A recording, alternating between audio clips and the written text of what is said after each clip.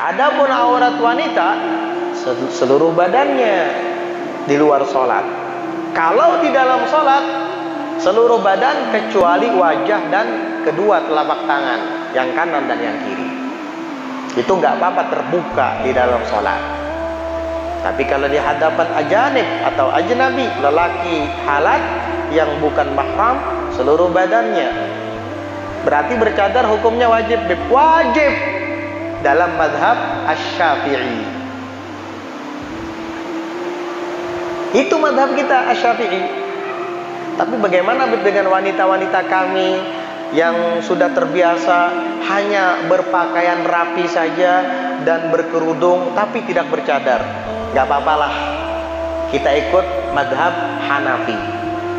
Gak apa-apa kalau dalam mazhab Hanafi, kalau berpakaian rapi dan tidak terbuka bahagian badannya sama sekali kecuali wajah dan telapak tangan saja, itu nggak apa-apa, selama tidak menimbulkan fitnah dan syahwat bagi orang yang memandangnya. Itu tidak apa-apa dalam mazhab Hanafi. Dan itu juga ada qaul dalam mazhab Asy-Syafi'i. Kalau mu'tamadnya pakai cadar itu wajib. Itu menurut pendapat yang mu'tamad dalam mazhab Syafi'i.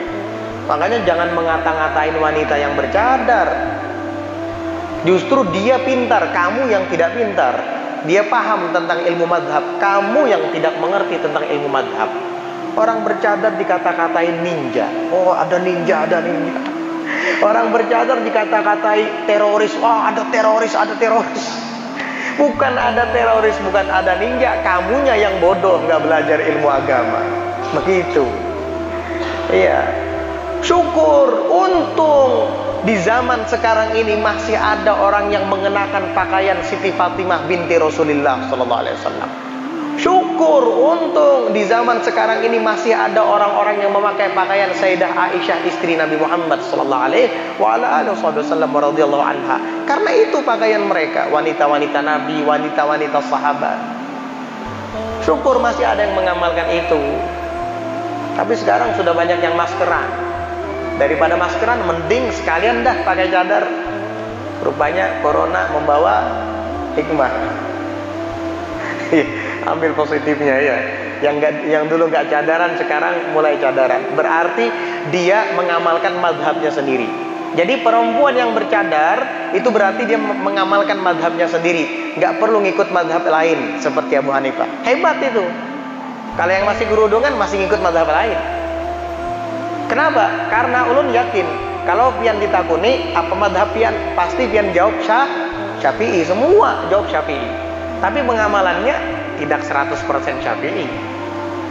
Di Hadramaut tuh di Tarim, tulen Syafi'i di sana. Kamu tidak akan pernah melihat wajah wanita sedikit pun di Hadramaut sana, kecuali anak-anak. Kalau anak-anak mungkin kamu bisa melihatnya. Tapi kalau yang sudah dewasa, nggak mungkin kamu bisa melihat wajah mereka. Di Hadramaut begitu.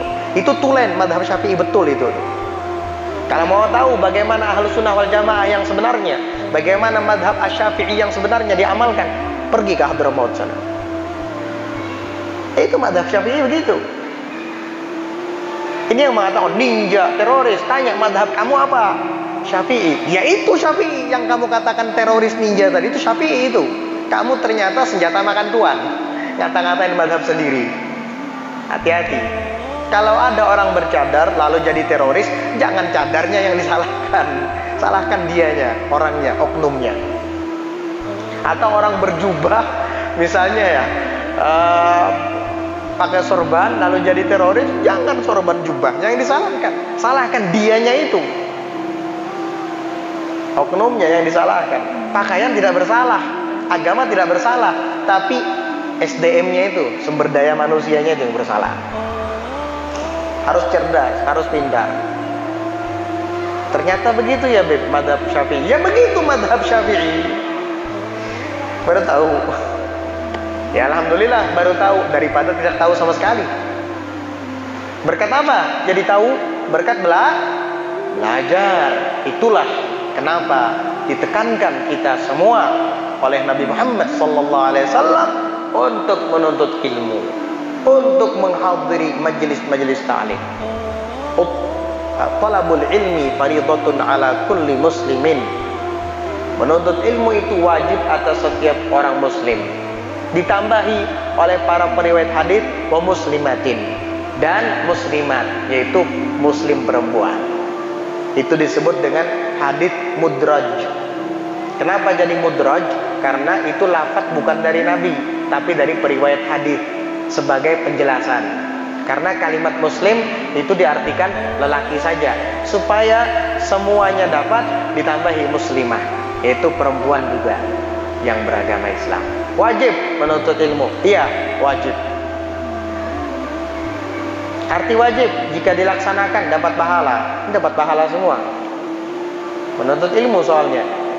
Jika ditinggalkan berdosa. Jadi jika kita punya waktu dan kesempatan, fisiknya sehat, kendaraannya ada, ustadznya siap mengajar, lalu kita tidak mau belajar, dosa.